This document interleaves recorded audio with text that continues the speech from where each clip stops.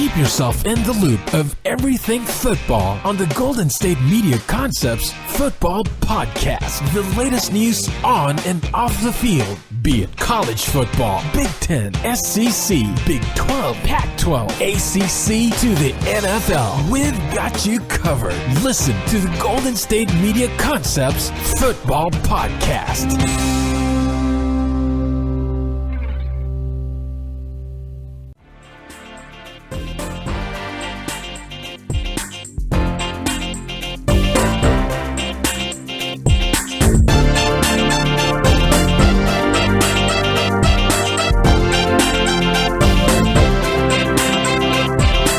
All right, and welcome to the GSMC Football Podcast. This episode is brought to you by the GSMC Podcast Network, and as always, I'm your host, Jesse Tapia.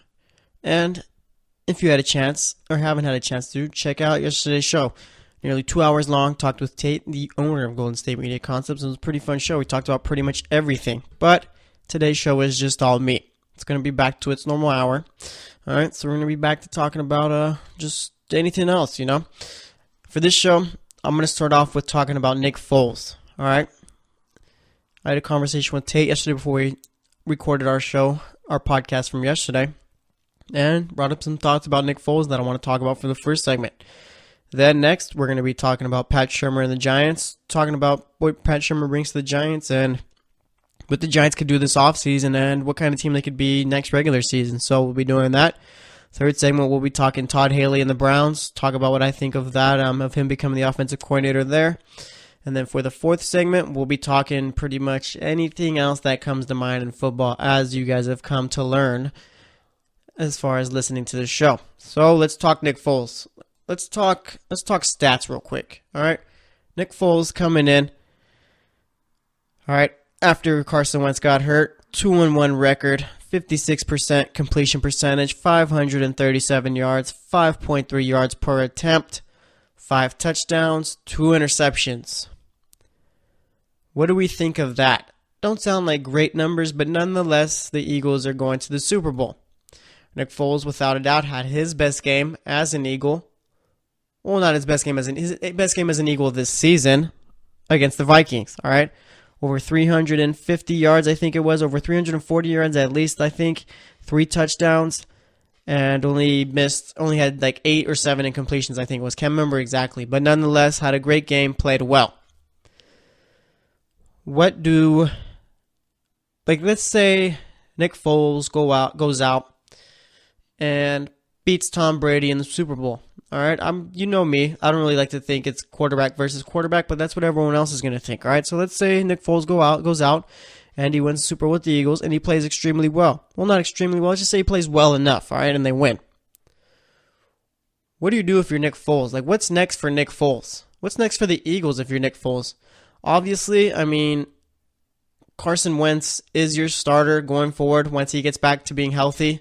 That's without a doubt. I think Carson Wentz is probably the next Aaron Rodgers in this league. For being honest here, I mean, Carson Wentz this season, in his second year, usually you see quarterbacks in their second years take a step back, don't play as well. And then that third year is really where you start to figure it out whether or not they're going to be a great quarterback in the league. All right, Carson Wentz did not take that step back in his second year.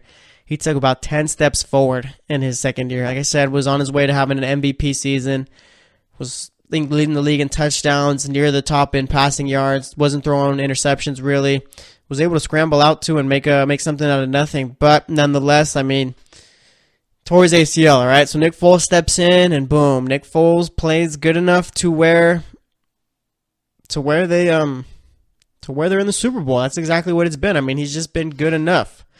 So now, what do you do if you're Nick Foles? All right, there's something in his contract where if he's on the team by February 19th, his contract could be voided. Okay.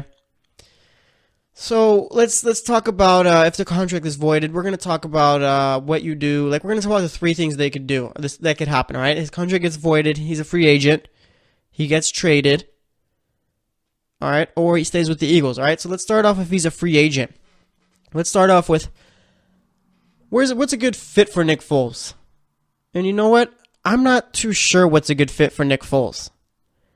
I guess maybe a team like the Cardinals. That could be a decent fit. Got a solid team. Because let me tell you this, okay? Nick Foles, as much as we probably are prisoners of the moment right now, Nick Foles going to leaving Philly, it's not going to work out. All right? I'm only talking about what other teams would do. Me, personally, I still don't think too highly of Nick Foles as a quarterback. He's a solid backup quarterback, but, I mean, to do it over the course of 16 games, I don't think he can do it. All right? He showed us that in LA, or in St. Louis, technically, with the Rams. All right?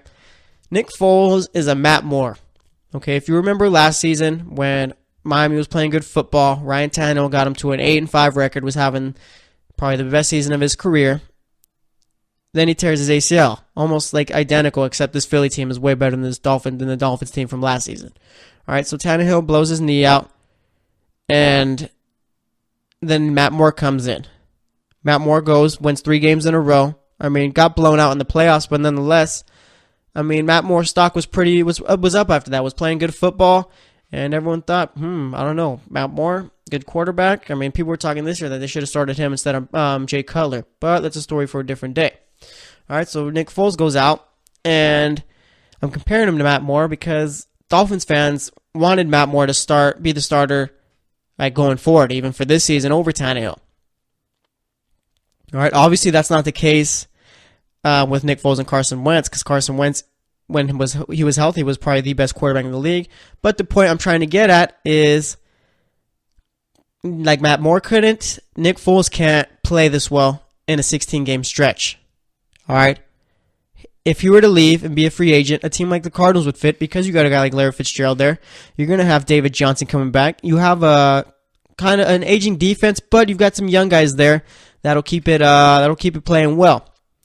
All right, Nick Foles isn't going to go out and make the players around him better. That's for sure. I'll tell you that much. Nick Foles is only playing as good as he is now because he has Alshon Jeffrey, Zach Ertz, Jay Ajayi, LeGarrette Blount, great offensive line, and one of the best defenses in the league. All right, Philly has a solid team all around, so that's where you really don't need your quarterback to do too much.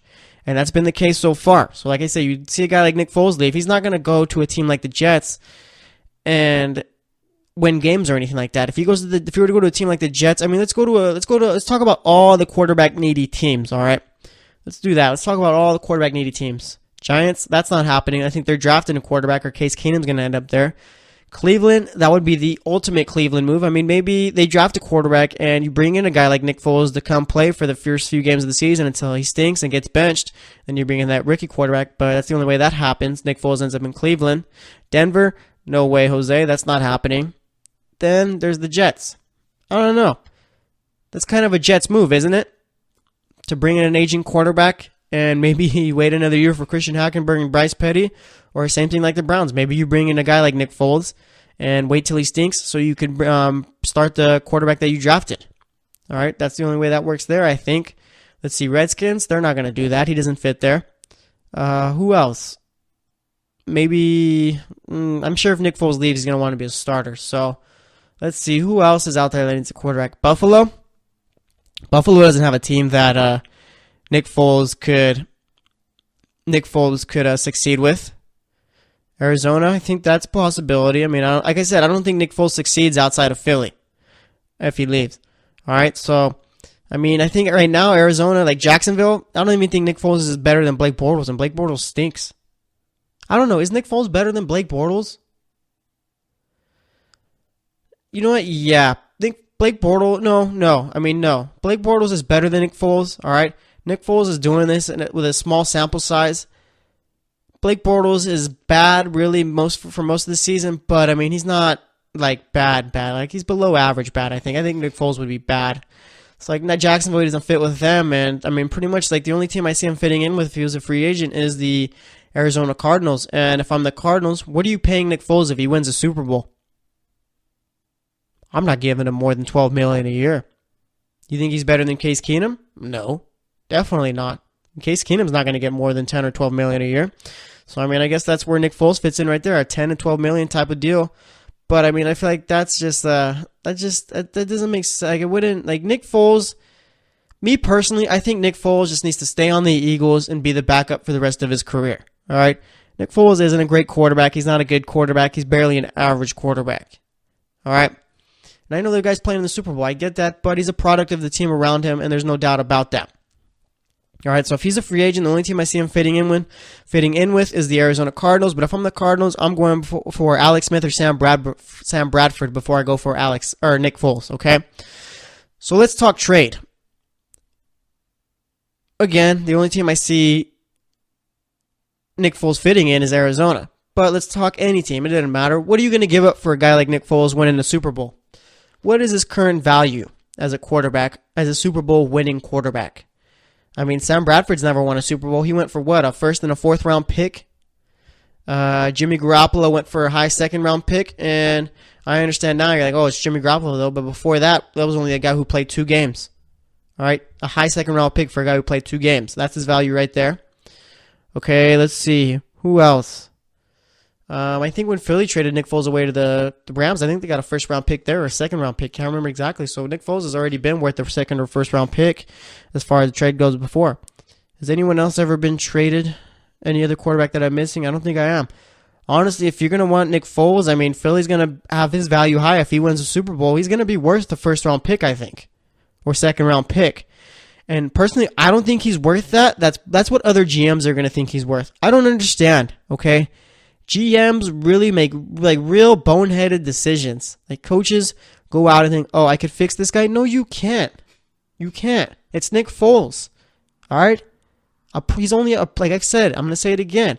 He's only a product of the team around him. If he doesn't have this solid team around him, Eagles get bounced in the divisional round. The Eagles are making it to the Super Bowl because they have one of the best defense in the league and because they have a solid team around Nick Foles on offense.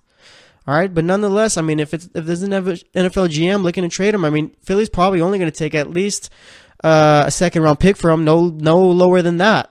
I mean, Philly's not going to give him up for a third round pick because there's going to be a dumb team out there who's going to want to give up a second or a first round pick for Nick Foles. All right, so I think that's what his trade value is right now. All right, and then like me personally, if I'm Nick Foles though, and I have the decision, I know what I am as a quarterback. Okay, you can believe in yourself all you want. We all know what Nick Foles truly is for a 16-game stretch. Yeah, he had that incredible season with Chip Kelly where he threw 27 touchdowns, 2 interceptions, but Chip Kelly isn't walking through that door. And you know what? When he was at the Rams, he wasn't worth a thing. Didn't do anything with the Rams. All right?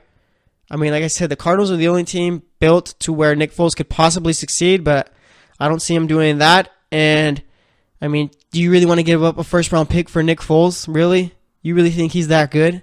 I don't, but I'm sure there's a GM out there that does. So if I'm Nick Foles, unless Philly voids my contract and I have to be a free agent, or I have the choice of becoming a free agent, I'm not becoming one. I'm sticking with Philly. I'm going to ride the bench. All right, I'm going to become a backup. Why would you want to leave a winning situation? I understand there's the whole, he has the fire in him. He wants to go out and be a starting quarterback in the league. You got to be realistic. All right? You think Nick Foles is going to have a longer career being a backup for Philly? Or you think he's going to have a longer career being a starting quarterback for a team like the Cardinals or anyone else? I'll tell you the short answer. It's going to be with Philly. I'll tell you the long answer. Nick Foles will have a longer career if he stays as the backup for Philly. All right? It sounds harsh, but it's the truth. All right? I know people want to get caught up in the storyline because, I mean, it's a fun one too, but nonetheless, as far as what Nick Foles does after the Super Bowl, if I'm him, I'm staying as a backup quarterback for the Philadelphia Eagles because they're going to win ball games and you're going to get paid to be on a winning team. You go to a team like the Cardinals or anyone else, most likely you're going to end up losing. All right, so that's how I feel about that. Next up, we're going to be talking Pat Shurmur, what it means for the Vikings and what it means for the Giants, also what it means for Case Keenum. So stay tuned and we'll be right back. Are you looking for help for your fantasy football team? Check out the GSMC Fantasy Football Podcast. Get today's best advice on who to start, who to sit, even who you should draft. From sleeper picks to red-hot lineups, they got it all covered for you. That's GSMCpodcast.com/fantasy-football-podcast. We'll cover traditional leagues, dynasty, PPR, even IDP leagues. When you need fantasy help, there's just one show to hit up. Don't forget to like them on Facebook and follow them on Twitter. Visit GSMCpodcast.com for more info.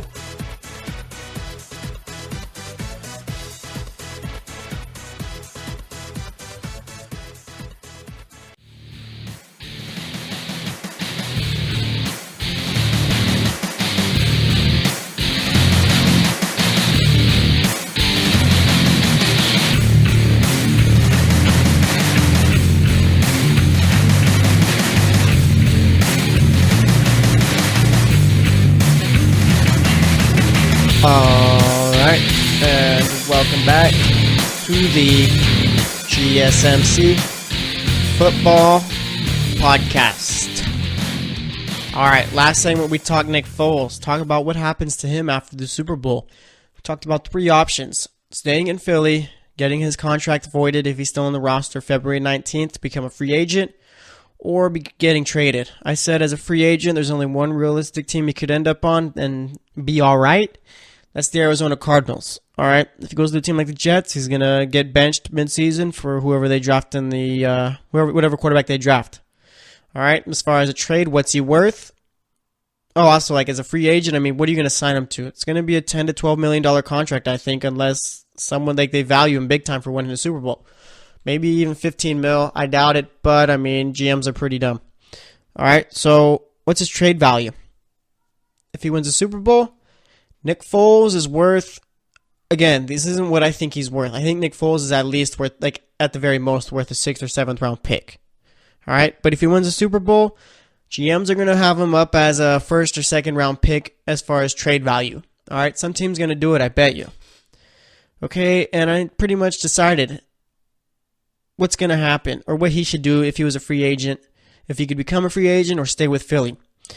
All right, I talked about how, I mean, how's his career going to last, like the longevity of his career. How long is he going to be depending on if he's a free agent or stays with Philly? You know what? He's going to last in the NFL a whole lot longer if he's Carson Wentz's backup going forward. If he goes and leaves as a free agent, goes to a different team, he's got about 3 more years in the league tops. All right? If I'm him, just get paid and sit behind Carson Wentz in a winning situation, okay? That's what I would do if I was him. But we have to wait and see until after the Super Bowl. All right.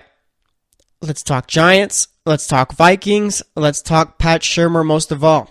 So as you know, or as you should know if you haven't heard, Pat Shurmur is going to become the New York Giants head coach.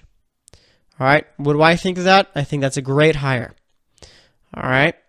Now, why do I think that's a great hire? I mean, look what he did with the Vikings. I mean, before the season, no one really knew who Adam Thielen was.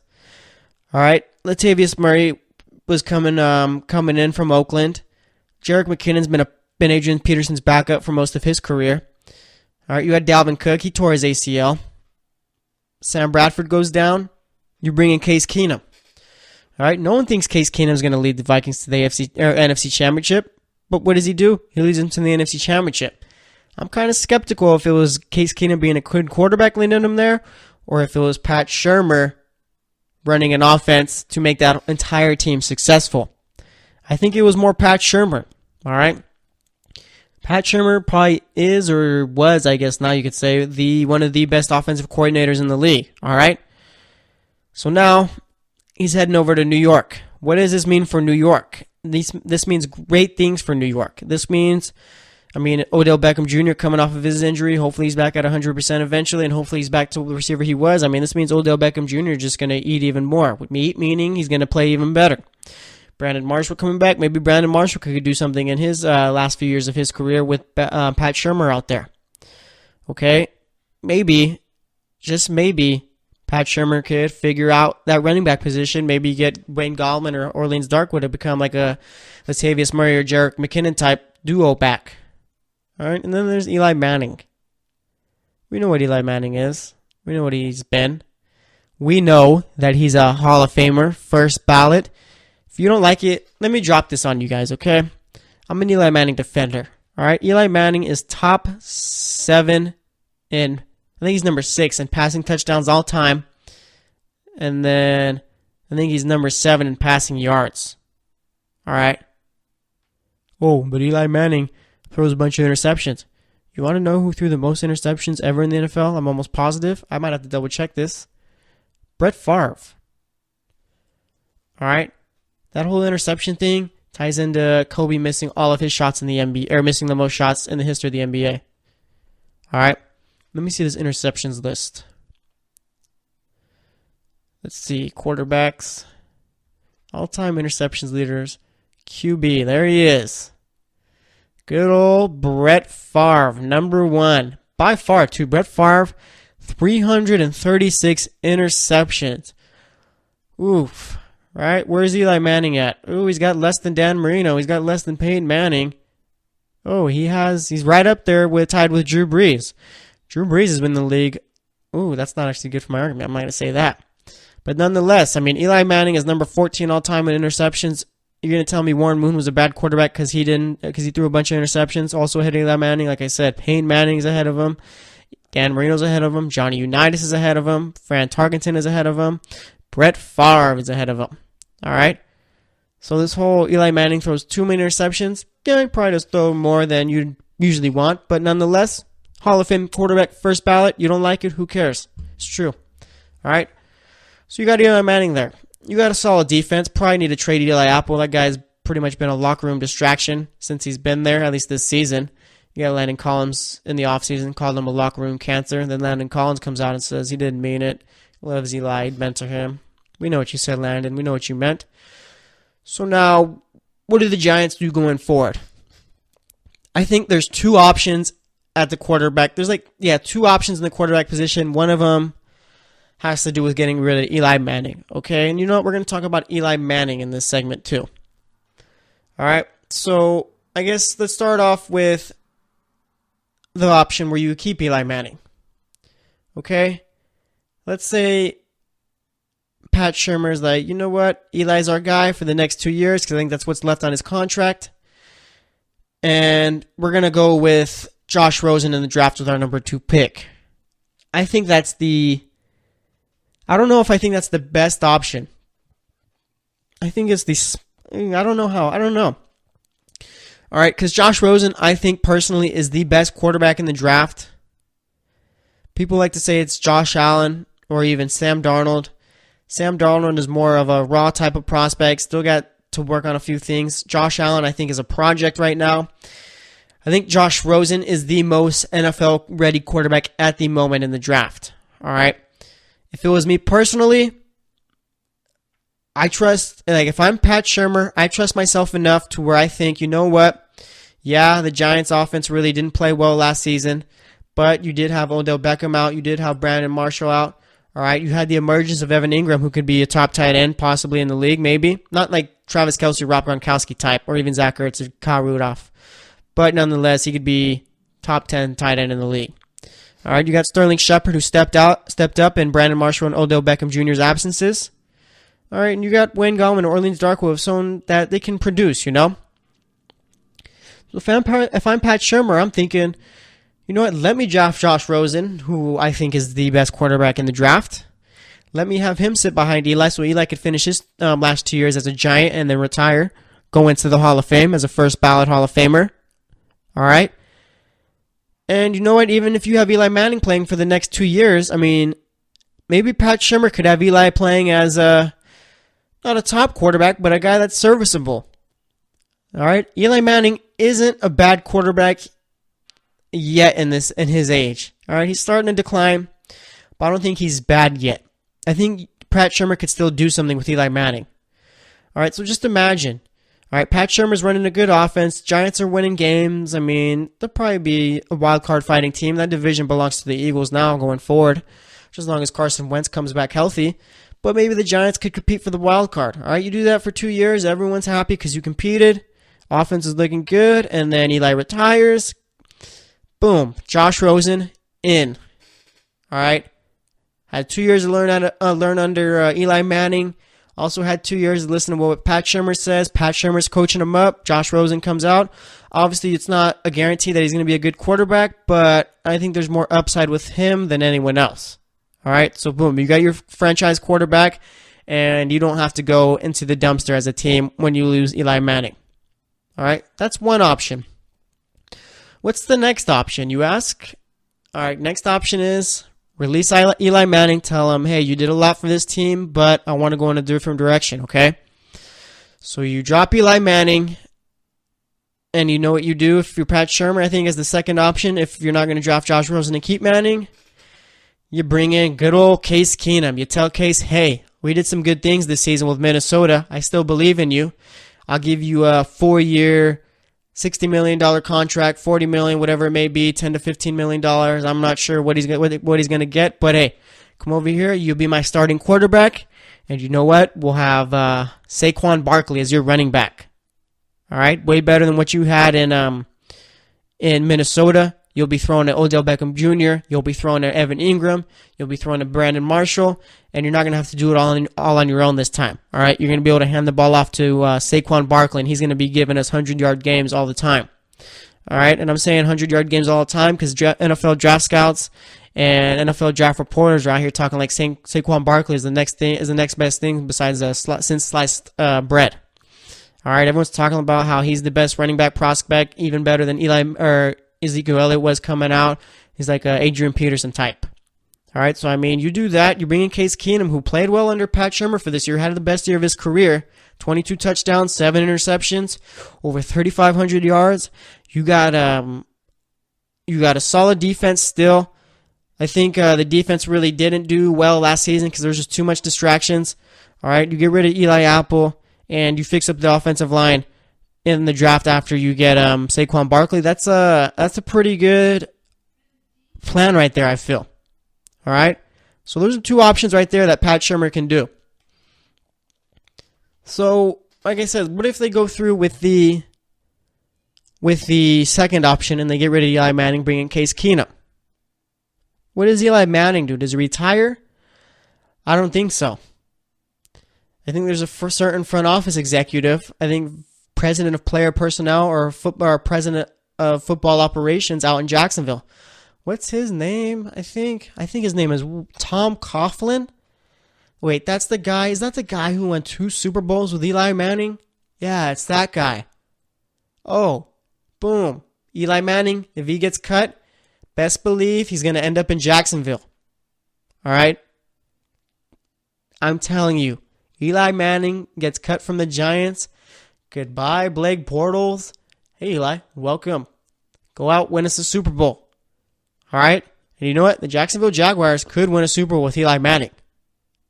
If you could get to an AFC championship with Blake Bortles, all right, we have to get on the same page here. We all think Eli Manning, as of right now, is a better quarterback than Blake Bortles? Yeah? Okay, cool. All right. Yeah, so Eli Manning leaves or gets cut, goes to the Jags. That's a Super Bowl contender. All right? Get out of your feelings as far as not liking Eli Manning. He's a Hall of Famer. All right? I'm going to tell you that until you think it. All right? It's true, no matter what you think. All right? So, yeah, Eli Manning goes to the Jags. You don't need Eli to do too much. All right? You got Leonard Fournette, who you could run the offense through. You got a guy like Dede Westbrook, Keenan Cole, Allen Hurns, Allen Robinson, if you bring him back. Those guys will thrive. All right? Corey Grant's a nice little playmaker on that offense, kind of a wild card type, running back out of Alabama. You got TJ Yeldon, who can receive the ball at the backfield. Eli Manning doesn't have to lead the team all the way. He just needs to be good. Eli Manning is good. All right, plus, you got that defense out there. Number 1 defense in the league. It's a formula for the Jags right there to go out and win a Super Bowl. Jags get Eli Manning, they might be my Super Bowl pick, to be honest. Obviously, there's this whole Tom Brady guy that just knocked him out. You always got to take him into account. But, I mean, the Jaguars were a good quarterback away from being in the Super Bowl, I think. All right? So, I mean, Eli Manning, if he leaves the Giants, there's no doubt in my mind he's going to Jacksonville. All right, so like I said, Pat Shurmur, great hire for the Giants. Okay. Has 2 options, really. Either keep Eli for 2 years, draft Josh Rosen, or cut Eli, bring in Case Keenum, and draft Saquon Barkley. All right? I'm not sure what he's going to do, but I kind of hope he does the second, so Eli ends up on the Jags. I think that'd be fun to watch. But nonetheless, we got to wait for the offseason. It's going to be a fun offseason. I think there's going to be a lot of moves going on as far as quarterbacks. You got to worry about Alex Smith, Case Keenum, like I said, Teddy Bridgewater, Sam Bradford, Kirk Cousins. It's going to be fun to watch. All right, so that's all I got to say about that. Next up, we're going to be talking Todd Haley and the Browns. So stay tuned, and we'll be right back. Check out the show that's built on the MMA, from the UFC to extreme cage fighting. They got the fights covered. Check out the GSMC MMA podcast. Get the latest news on past or upcoming fights. Join us as we talk to and about some of the biggest names in the MMA, past, present, and future. When it's the fight game, there's just one show to check out. GSMCpodcast.com/MMA-podcast. Don't forget to like them on Facebook and follow them on Twitter. Visit GSMCpodcast.com for more info.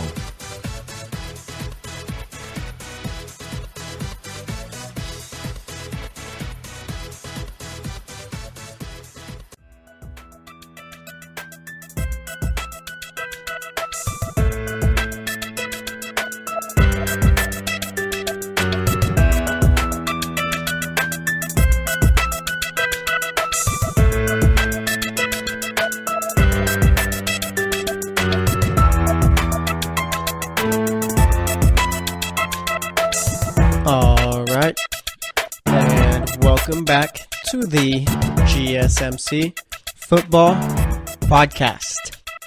So far on the show, we've talked Nick Foles, what's going to happen to him after the Super Bowl. We've talked Pat Shurmur in the last segment, talked about his options right now.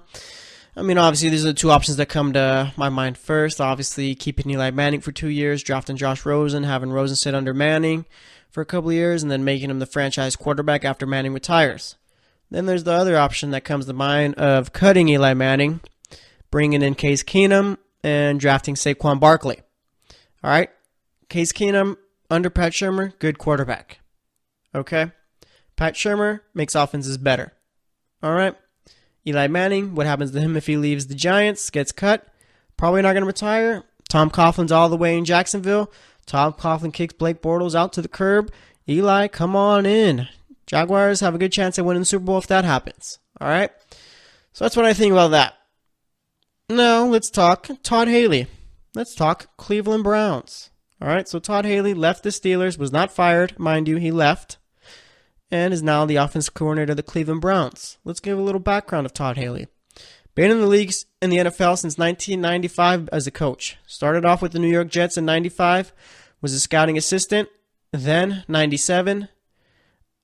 He was 1995 to 1996, he was a scouting assistant. Then 97 for the Jets, becomes the wide receivers coach up until 2000. 2001, he becomes the Bears wide receivers coach. All right, up until 2003. Then 2004 comes, he's the Dallas Cowboys wide receivers coach up until 2006. 2007 comes, becomes the offensive coordinator of the Arizona Cardinals. I think that's the team that went to the Super Bowl, I believe. All right, yeah, that Kurt Warner offense. That was a pretty good offense right there. Who was the running back for that team? Let me check. That's actually Cardinals Super Bowl roster. Yeah, because I'm pretty sure that was the Super Bowl team, 2008. Let's see. They went 9-7. Ken Wisenhunt was the coach of that team. Running back. Where's the running back at? Why is there no running back on here? I don't know. I can't find a running back. This is actually kind of weird. Was it Edgerrin James? It was someone. It had to be someone. Tim Hightower was on that team. Edgerrin James was on that team. I think Edgerrin James was the starting running back for that team. Ooh, Matt Leinart. That's a throwback name right there. Yeah, I think Edgerrin James. Yep, Edgerrin James, I'm almost positive, was the running back for that Cardinals team. All right, so yeah, offensive coordinator. Then he goes to the Chiefs. All right, picks up the total of 19-26 regular season record, does make the playoffs once, 0-1 in his postseason career as the Chiefs head coach. Then goes to Pittsburgh, and we've all seen the Todd Haley drama saga between Big Ben. Never really saw eye to eye ever, honestly. I mean, it was year after year, something about them going at it or just not liking each other. Nonetheless, though, I mean, he lasted there from 2012, 2017, obviously, and had that offense playing well. I mean, I know you got Big Ben there, guys like Antonio Brown, Le'Veon Bell, but nonetheless, they played good football. All right, they played good offensive football, put up a lot of points, probably had one of the best offenses this year. Did they have the best offense this year? Actually, that goes to the Rams, but I'd consider Pittsburgh as having a top 5 offense. with Todd Haley as the offensive coordinator this season. I guess you could say that for the last few seasons. I know wasn't it last season where did Big Ben come back in the postseason last year? I can't remember exactly, but nonetheless, here he is with the Cleveland Browns. All right, I was a little skeptical at first about seeing this because I was like, if he's going to do the Browns, I mean, is he going to be calling the plays there, or is that going to be Hue Jackson still? I think last year, I mean, Hue Jackson refused to hire an offensive coordinator because he could call the plays, and he didn't think the offense was good enough for an offensive coordinator to come in and even make any changes. He thought offensive coordinator would be the scapegoat, so he never hired one. At least that's what he said. All right, so now you bring in Todd Haley, and I think it was on a ESPN article. I think it was posted today or yesterday that it's expected that Todd Haley's going to be calling the plays. I like that. It takes something off of Hue Jackson's plate. Again, I don't like Hue Jackson the coach. Hue Jackson the offensive coordinator is pretty good, but now Hue Jackson could focus on the bigger picture things as being a head coach. He doesn't really have to be too hands-on with the offense anymore. And I'm kind of afraid. I mean, Hue Jackson is a bit of a, what's the word? I mean, he's like a power guy, you know? Like Hue Jackson, I mean, is like known to throw his teams under the bus. Remember when he went 8-8 with the Raiders that one season, and he said it was their fault that they didn't go 9-7. All right, and he pretty much played musical chairs with the quarterbacks this season. I mean, going from Deshaun Kaiser to I think it was Kevin Hogan or Cody Kessler doesn't make a difference. Both are bad. So I mean, maybe this like pretty much gives Hue Jackson it's the best thing for him to stay away from the offense, I think, as far as calling plays. All right. So, like I said, I mean, as his 2 stints as being offensive coordinator, Todd Haley's done pretty well. Obviously, he's not the most well-liked person in the league from his players to anyone else, but he does the job well, okay? And like I said, I like the move for the Browns since he's going to be calling plays. So what do the Browns do to give Haley the best possible chance to succeed as far as calling plays for the offense and making the offense better? I'll tell you what that is. I'll tell you what I think what I think they should do and what I think they're gonna do. Okay, so what I think they should do is draft Josh Rosen, number 1. All right, there was I'm not sure how true it was or anything like that, but there's been talk about possibly trading Josh Gordon in the offseason, seeing what you could get for him. I know Cleveland has had this whole formula to where you get a bunch of draft picks and you build a team through there, and that's a nice formula. I like it. Build from within, all right? You draft and you just draft the right players, all right? That's how most great teams are built, through the draft. So I understand it. I like it. But if it's me, I'm keeping Josh Gordon as my number 1 receiver. We know what he can do. He showed flashes of it at the end of the season last year, all right? Now imagine him with a full offseason to train with the team, learn the playbook a little bit more. You got a great offensive mind in Todd Haley. I'm keeping Josh Gordon. But nonetheless, I'm drafting a wide receiver, not in the first round, probably not in the second round, but I'm going for a receiver in the 3rd or 4th round. All right, Corey Coleman is going to be my number 2 heading into training camp, heading into the season, regular season, most likely. Okay, I'm not sure if Corey Coleman could stay healthy, so that's why you draft a wide receiver in the 3rd, 4th, or 5th round as insurance. All right, because those receivers after Josh Gordon and Corey Coleman, unless I'm missing someone, kind of scary. Then you got David Njoku coming into his 2nd season. Showed flashes of what he could be last season. I think he's going to be a lot better this season. You got a solid offensive line. Defense was competitive last season and made some plays. They were just too young. All right, so you know what happens with you when you're young? You get older. You got another year to get older. All right, learn the defense a little bit more and develop. All right, see what Jabril Peppers is. I think they have some nice corners, solid corners. They got nice linebacking corps, and then you got Myles Garrett on the defensive line. So the defense, I mean, it's gonna fix itself eventually once they get older and develop a whole lot more. So like I said, you draft Josh Rosen. You know what you do with that 4th pick? You draft the best running back in the draft. You draft the best player in the draft. You draft Saquon Barkley. All right, you got Josh Rosen, Barkley playing running back, Gordon, Coleman if he could be healthy. All right, solid offensive line. Then you got a defense. I mean, to me, that's probably 5 wins better than what it was, but it's a step in the right direction. All right, I don't see Cleveland really winning more than 6 games. Probably going to still finish last in the division. All right, I think Baltimore is going to finish 2nd again. I think Cincinnati, they'll probably finish 3rd, but they're not going to be as bad as they were this year. Unless I'm just crazy as far as thinking Marvin Lewis could bring that team back. Because that Cincinnati Bengals team, believe it or not, they do have talent. Andy Dalton has kind of struggled the last 2 years, but, I mean, we know what he could be. Okay, we know Joe Mixon could be a solid running back going forward. He was a rookie this year, ran into the rookie wall a bit, needs to develop some more. You got a top 5 red receiver in A.J. Green. Okay, you got a solid number 2 in Brandon LaFell. Offensive line needs to be fixed, but the defense is all right. So I still think the Browns are going to end up finishing in last next season. But it's not going to be like, oh, they won 5 games, they still sink. No, it's going to be like, oh, we won 5 games, and we were competitive, and those 11 losses. It's going to be like that. All right, and then after that, I mean, you got Todd Haley still, keep improving year after year. So I'm kind of excited for the Browns. I don't think they'll be doing too much, making too much noise next season, but I think they'll be taking a step in the right direction, all right? That division still belongs to the Steelers. All right, just still not going to be better than the Ravens, even drafting Saquon Barkley or Josh Rosen. All right, and they might finish in third. Who knows? I mean, the Bengals could be bad. I mean, I think the max wins the Browns could get is probably 7. Ooh, no, 6. Yeah, 6.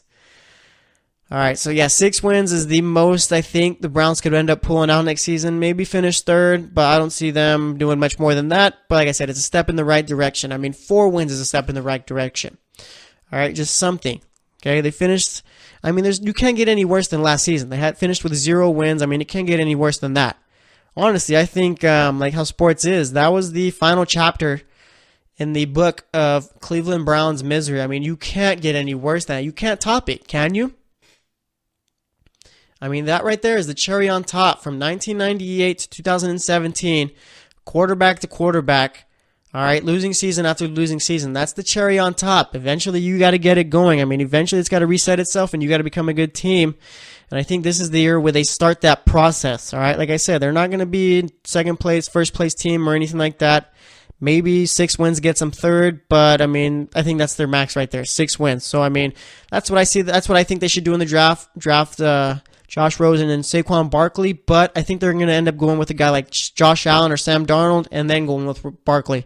They might even draft Minkah Fitzpatrick, the safety from Alabama, but if I'm them, fix up the offense, give Todd Haley something to work with. The only reason I don't see this working is if Hue Jackson gets in the way of it. All right, Hue Jackson, the head coach, I don't like at all. I think he gets in his own way, and I think he believes in himself too much. And it's always good to bet on yourself, but, I mean, there's eventually a point where it becomes a distraction, all right? And, you know, I'm looking at this little page of Todd Haley's coaching career. I mean, he was the wide receivers coach. He helped out Keyshawn Johnson, helped him become a Pro Bowl receiver. Marty Booker with the Chicago Bears. All right, Marty Booker was... Obviously, people are going to think of Marty Booker as like a top receiver or anything like that, but Marty Booker was a good receiver for the Bears. All right, don't forget that. All right, 2004, 2006, Haley was the guy who helped develop Tony Romo, had Terrell Owens on that team. Like I said, that Cardinals team had a great offense, made it to the Super Bowl, Kansas City Chiefs, head coaching. I mean, not everyone can become a head coach. Hue Jackson has showed that. All right, I got to stop taking shots at Hue Jackson. And then with the Steelers, I mean, the Steelers always had one of the best offenses in the league. So I think this is good for the Browns. So we're going to have to wait and see how it all ends up. But I like this move. I think they're taking steps in the right direction, especially with John Dorsey as their GM. All right, I think it's going to be good for Hue Jackson. It's going to take some things off of his plate. So that's all I got to say about that. Like Todd Haley to the Browns. So next up, we're going to be talking about anything that comes to mind in football. So stay tuned, and we'll be right back.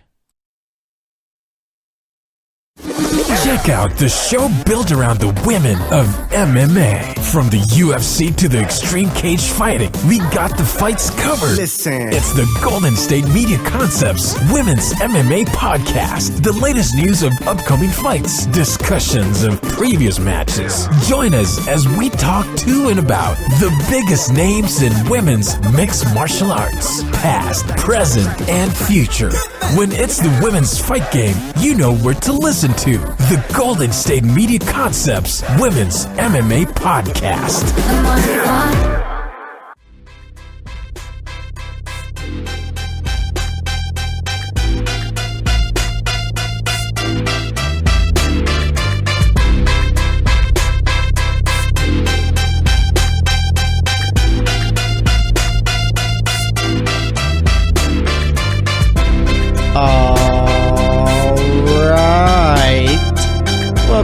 back to the GSMC Football Podcast. So far in the show, we've been talking Nick Foles, we've talked Pat Shurmur. All right, we talked Todd Haley, kind of surprising myself with his knowledge that I'm dropping. Just kidding. But nonetheless, we've talked about just probably the biggest, I don't know, Nick Foles thing. I mean, it's kind of been stuck in my head. I'm not sure what's going to happen to him. Like I said, if I'm him, I'm staying with the Eagles, hoping they don't cut me, because after that, I mean, I don't have much of an NFL career. All right, Pat Shurmur, I think that's a really great hire for the Giants. I'm not sure what they're going to do with Eli Manning or at the quarterback position. I mean, they could draft Josh Rosen and still cut Eli Manning. All right, that could just happen. I'm not sure, though. I mean, that's like the third option. I think that's the least likely option that happens. All right, and then you got Todd Haley going to the Browns. I like that move a lot, especially if he's calling the plays there. I mean, Todd Haley, I mean, other than being a head coach, I mean, even as a head coach, he did have a season where they finished first in the AFC West, made the playoffs. They did lose to the Ravens in the wild card game, but I mean, that's just like a Kansas City Chiefs curse right there. But I mean, Todd Haley, as an offensive, even as a wide receivers coach, has just brought success everywhere he's went. So I like it. All right, so this segment, like I said, is pretty much talk about whatever comes to my mind. So we're going to talk ESPN Monday Night Football, who's going to fill in for Gruden, who I think should fill in for Gruden. I saw a name earlier. And then we're going to talk a little bit about Baker Mayfield. I've been seeing some things said about him in his first Senior Bowl practice. And then we're going to talk Miami Dolphins and Ryan Tannehill. All right, there's some things I got to say about that. All right, so let's talk Monday Night Football real quick. Obviously, now they're looking to replace Jon Gruden. I've been seeing Matt Hasselbeck's name being thrown out there, but Matt Hasselbeck just doesn't, like, he does have the knowledge, but he just doesn't seem entertaining for me. Like, he's not like Jon Gruden. Jon Gruden had like knowledge, like obviously like great knowledge as far as talking the game, but he was also entertaining. Okay, so yeah, like Matt Hasselbeck, I mean, that'd be cool, but that'd be a huge step down from Gruden. I've also seen Bruce Arians' name out there. I would like Bruce Arians with Sean McDonough. I think that's his name, right? Sean McDonough. That guy's got a really bald head, but nonetheless, I'm getting off topic there. But yeah, Bruce Arians, I think he'd be entertaining, and he knows the game. I mean, I think Bruce Arians might be one of the best options out there for him. Like I said, I mean, I enjoy watching Bruce Arians. What else? I mean, Peyton Manning. That's another name I saw. That's like a pipe dream for ESPN, but imagine Peyton Manning. We all know he's entertaining. We've seen his commercials. I mean, Peyton Manning, I said it yesterday, is by far the smartest quarterback in the history of the NFL. All right, just the way he call audibles at the line, pretty much would point out whatever the defense was doing, who the Mike linebackers was, just all that stuff. I mean, it was just incredible. Had me doing all that on Madden. I think Peyton Manning would be the best, but if I had to pick one, like I say, I can't get Peyton Manning and I get Bruce Arians or Matt Hasselbeck, I'm picking Bruce Arians, all right? And what was I was thinking of something right now. I can't remember exactly. It just slipped out of my mind. Oh, yeah, on Sunday, I don't know if you guys got to watch it, but it was Chris Berman and Tom Jackson doing the highlights after the championship games. That's the first time I've watched ESPN as far as whether it be Sunday Night Countdown, Sunday Countdown in the morning, Monday Night Countdown, or even the highlights after. I mean, that's the first time I've watched it probably since Chris Berman left, actually. That's been, a year? Yeah, this season, I think. I mean, I just haven't, for some reason, I don't know, I've just stopped watching ESPN altogether, to be honest, but except for a few shows. I like PTI. I like Around the Horn and all that, but as far as like the Sunday Countdown, it's not entertaining anymore. Chris Berman was entertaining. Tom Jackson, like all those guys out there, when he had Mike Ditka. I'm not even sure if Mike Ditka's still there in Sunday Morning Countdown or whatever it's called. All right, so yeah, but I mean, like watching Chris Berman and Tom Jackson on Sunday was just like being a little kiddie, and it was the best thing ever. Chris Berman with all his sound effects and crazy references and all that. I mean, it was just fun to watch. It was actually entertaining. ESPN really just hasn't been entertaining as far as football goes, like NFL Live. I think they're real smart guys, but I'm more of an NFL Network type of guy now. All right, so like I said, I was going to talk about Baker Mayfield and his Senior Bowl practice so far. It's still going on. Like I said, I like to check my phone mid-segments just to see if I'm missing anything or if there's anything notable to talk about. Baker Mayfield, I guess, hasn't looked good so far in practice. And it's just a practice, but it's just something to tell you guys, you know? I mean, I saw he's fumbled a snap, bounced a few balls off the ground, throwing it. I mean, like I said, it's just Senior Bowl practice. I mean, all of it really just doesn't mean nothing. You're just looking to see, you're not looking to see how many passes the guy can complete. You're seeing if the guy has the tools that could translate over to the NFL. And I think that's why Josh Allen has been highly regarded so far in this whole draft process, is he's got the tools that could possibly translate over into the NFL and make him a good quarterback. I've been seeing like Josh Allen, like he's not ready yet, but he has the tools there. He's more of a project type, but he could be a solid quarterback going forward. And I saw that Mike Mayock said he could be the next Carson Wentz. That's such a lazy comparison. All right, Mike Mayock's only making that comparison because they're both from small schools, and Josh Allen's head coach was, I think, Carson Wentz's offensive coordinator when he was at North Dakota State. That's such a lazy comparison. Do better. All right, do better when you're making your comparison or scouting these guys. I mean, that's just that's like the laziest comparison you can make on a guy. Like, they're nowhere near the same at all. Carson Wentz put up numbers at North Dakota State. I get it. Josh Allen didn't, but I mean, you can't compare the two right now. Just because Josh Allen's head coach was Carson Wentz's offensive coordinator and they both come from small schools, that makes no sense to me. North Dakota State's a better team than Wyoming, for keeping it real. I mean, yeah, they're an FCS team, but they could beat a bunch. They could play in the Mountain West and be competitive and win games. That's how good North Dakota State is. FBS teams don't schedule North Dakota State because North Dakota State could beat them. All right, and you know what? North Dakota State does eventually need to hop over into the FBS, probably the Mountain West, and play there. But, I mean, like I said, it's just a lazy comparison. All right, so you know what? Let's talk Ryan Tannehill and the Miami Dolphins. All right, my segment, it's what's coming to my mind right now. All right, so Ryan Tannehill has been a weird quarterback for the Dolphins. I've seen him over the years, seen him grow, seen him develop. And he's been in the league, been in the Dolphins quarterback for 5 years. There were 2 years in a row where they were one game away from making the wild card. And obviously, it's the wild card. Yeah, Tom Brady plays in the AFC East. All right, so you've seen Ryan Tannehill get him close to playoff contention. And then last year had probably his best season of his career, was on pace to do that. Had him at 8-5. They were playing good football, top 10 offense. And then he blows out his knee. All right, nonetheless, they make playoffs. I won't credit Matt Moore for that because Ryan Tannehill got him there. All right, but now, Ryan Tannehill just really hasn't put it together yet for the Dolphins. All right, he's been more of a wait-and-see type of quarterback. Last year, like I said, he was looking like he was the quarterback for that team of the future. But, he blew out his knee, and now he's going to be... He blew out his knee. Yeah, he partially tore his ACL, chose not to get surgery. Then training camp comes before this season, and he completely tears it. All right, so now, obviously, he's trying to recover from that. Tannehill, that first year with the Gase last year, did run the read option a lot. Not sure if he's going to be able to get back to that because of his knee.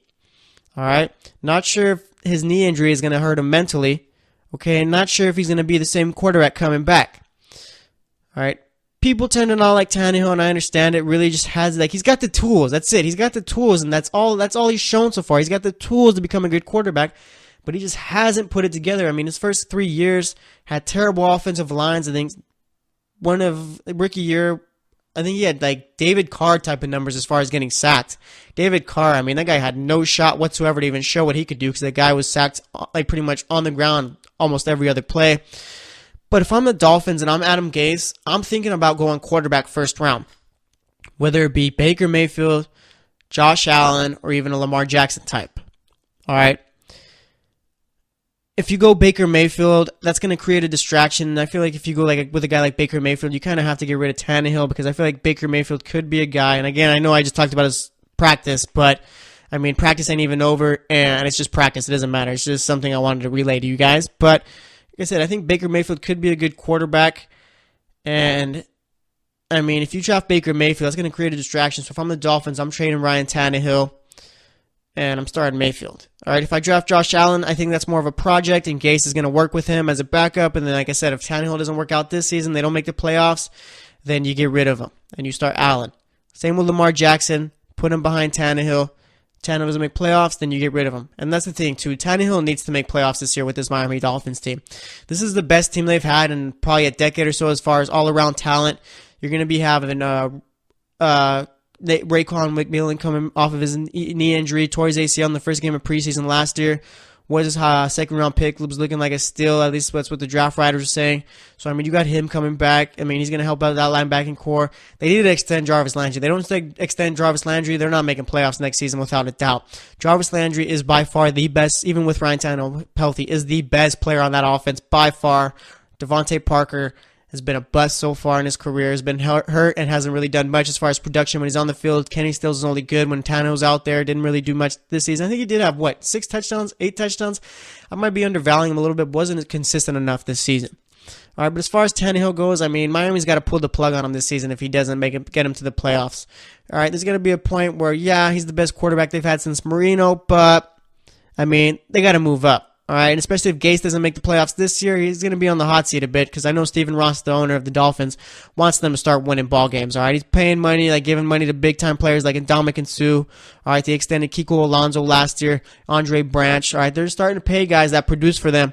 Now it's time to start putting in the results. So Adam Gase either needs to be sure that Ryan Tannehill is the guy and they need to make the playoffs, or you need to draft a quarterback in the first round. So that way if Tannehill doesn't make the playoffs, then you get rid of him. All right, because it's ridiculous how bad this team has been for so long. All right, so that's all I got to say about that. Those are my thoughts on that. All right, like I said, I mean, as far as the Monday Night Football booth goes, I want to see Bruce Arians or Peyton Manning. Those are my top two right there that I'd like to see. Matt Hasselbeck, not so much. I don't think he's entertaining. But nonetheless, that's going to wrap it up for today's podcast. First up, we talked about Nick Foles, what happens to him after the Super Bowl. Talked about Pat Shurmur going to the Giants, what it means for a number of people as far as Case Keenum, Eli Manning, Josh Rosen, all those guys. Talked about Todd Haley, how I think that's a good move. And then for this first segment, we talked Monday Night Football, who's going to fill in for Gruden. We talked Baker Mayfield, his first practice at the Senior Bowl. That's still going on as I'm filming this, or as I'm recording this podcast. And we talked Ryan Tannehill on the Miami Dolphins. So that's going to wrap it up for today's GSMC football podcast. We're going to be back on Friday. We'll probably talk a little bit about the Pro Bowl, get some thoughts on it. I'm not sure.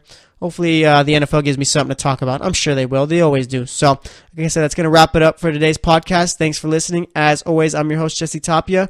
So stay tuned on Friday, and we'll talk to you later.